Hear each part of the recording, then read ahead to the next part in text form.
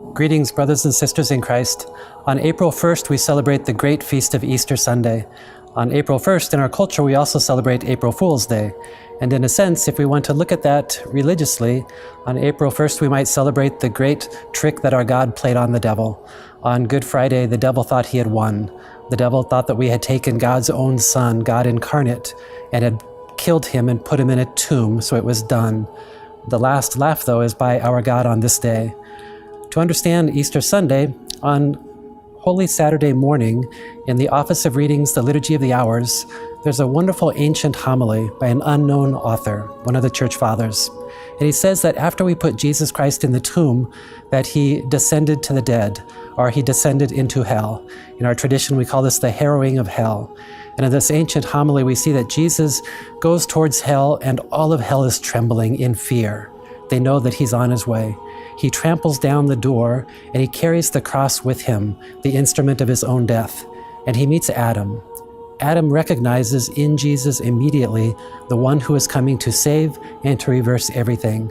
You see, Adam, by taking the apple off of a tree, led us into original sin.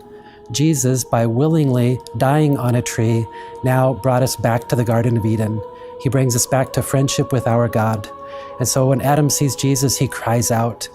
In a sense, this is what Easter is for us too. Christ is coming to look for each of us. He is raised from the dead. Now everything is different.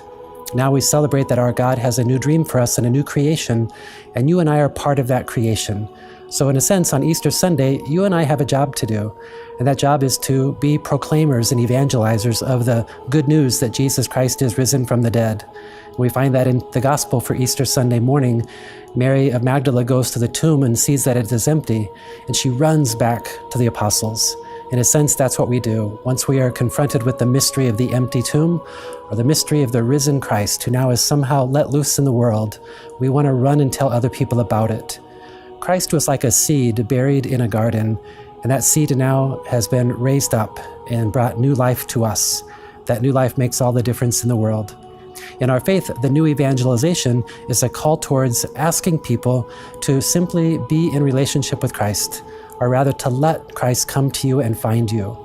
Once you meet Christ, you can't help but be fascinated by him, and when you're fascinated by him, you fall in love with him, then you want to know everything about him. We call that catechesis, or learning the faith. Before that, though, is that important part: simply meet the Lord. He wants to come to you and find you, especially if you feel death, suffering, and pain. He entered into that and conquered it, and now he has a new life and a new dream for you. Happy Easter, everyone.